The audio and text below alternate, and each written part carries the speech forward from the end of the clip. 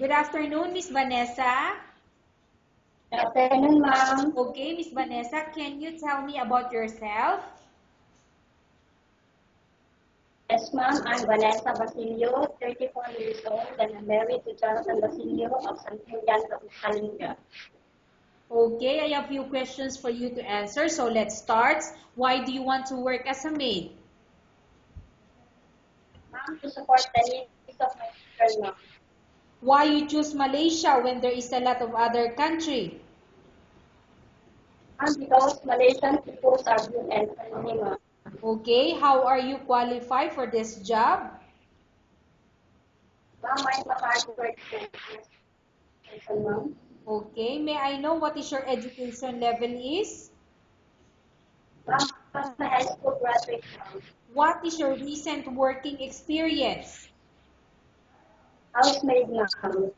Okay, have you worked abroad before? No, ma'am. Do you have experience of taking care of baby? Miss Vanessa, do you have experience of Yes, ma'am. taking care of baby or children? Yes, ma'am. And whose baby or children you are taking care of? My own babies, ma'am. Okay, what about elder or older people? Do you have experience? No, ma'am. But are you willing to take care? Yes, ma'am. Do you have any other special skills?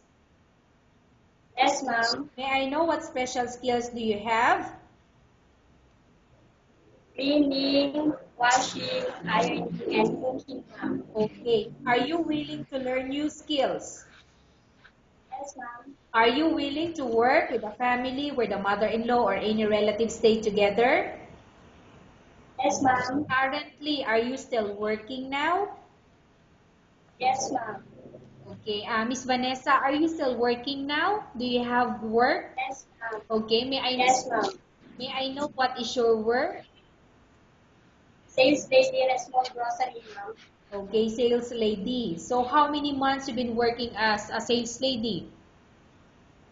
Only for 2 months, ma'am. So you started already 2 months you've been working. Yes, ma'am. Okay. May I know the name of your employer or the company you work as a sales lady? Diana Nieves, ma'am. Diana Gutierrez.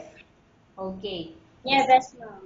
Pero, Nieves, ma'am. okay. Do you know how to cook? Nieves. Nieves, I'm so sorry. Diana Nieves is the name of your employer. So, do you Yes. know how to cook? Yes, ma'am. What sort of food can you cook? Filipino foods, ma'am. Okay, can you tell me what Filipino food or dishes that you can cook? Yes, ma'am. Pinakbet, dinengdeng, inihaw, and sinigang, ma'am. Okay. Are you aware that you will have to do washing, cleaning, ironing, and cooking? Yes, ma'am. From all the house chores or household work such as cooking, cleaning, ironing, and washing, which do you like most? All the houseworks, ma'am. If ever you were selected to work in Malaysia, who will take care of your kids? My parents and my husband, ma'am. You are not allowed to use handphone during working hours. Yes, ma'am. You are only allowed to use handphone after you finish all the works and when going to bed. Yes, ma'am. You are strictly needed to surrender the handphone to your employer in the morning, and your employer will return back to you once you're going to bed. Yes, ma'am. If ever your employer finds out that you're abusing of using your handphone once, your employer will confiscate your handphone and you're not allowed to hold it anymore. Instead, your employer will allow you to call to your family 3 times in a month. You're only allowed to bring normal phone and you're not allowed to bring smartphone. Are you agreed for the terms and condition? Yes, ma'am. Are you agreed to the rules and regulation for the handphone? Yes, ma'am. How many years is the contract as you agreed and understand? 2 years, ma'am. Can you describe for me your ethics or your attitude? Yes, ma'am. I'm a hardworking and honest person, ma'am. How can you assure to us that you will work hard in Malaysia? Ma'am, I will finish my contract, ma'am. Can you promise not to use the telephone without the permission of your employer? Yes, ma'am. Can you promise not to put on makeup but to dress properly while work?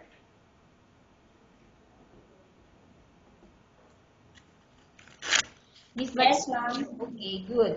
Can you promise not to invite friends and relatives without the consent of your employer? Yes, ma'am. Can you promise not to ask for advance salary from your employer under any circumstances? Yes, ma'am. Do you really understand of the rules and regulation of the agency? Yes, ma'am. Do you pay any placement fee for you to come to Malaysia to work as a maid? No, ma'am. Do you have any history of sickness, example breast cancer or any other illness? No, ma'am. Do you suffer from any skin diseases, allergy or physical defect? No, ma'am. Have you suffered from any serious illness? No, ma'am. Do you smoke? Miss Vanessa, do you smoke? No, ma'am. Have you undergone any operation or surgery? No, ma'am. Are you medically fit? Yes, ma'am. Are you in any medication? No, ma'am. Are you allergic with any food? No, ma'am. Are you prepared to work for the employer of any race? Yes, ma'am. Are you prepared to eat the type of food taken by your employer? Yes, ma'am. Are you afraid of being left alone in the house? No, ma'am. Are you afraid of dogs or other pets? No, ma'am. Can you promise to work according to instruction from your employer? Yes, ma'am. Do you have any immediate family working in Malaysia? Miss Vanessa, do you have any immediate family working in No, Malaysia? ma'am. Okay. Thank you. Okay, No, Miss Vanessa, we have finished our question section. Let's go to case study.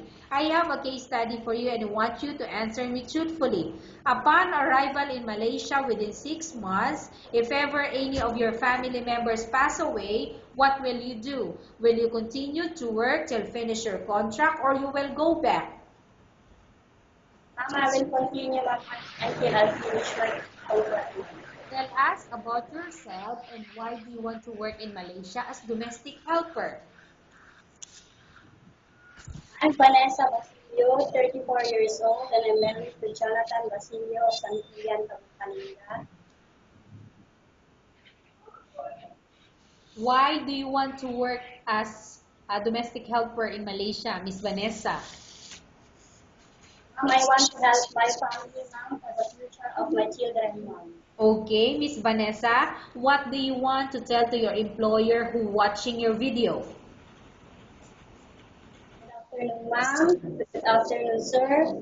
Please help me. I want to work for you, and I promise that I work hard until I finish my contract. Thank you.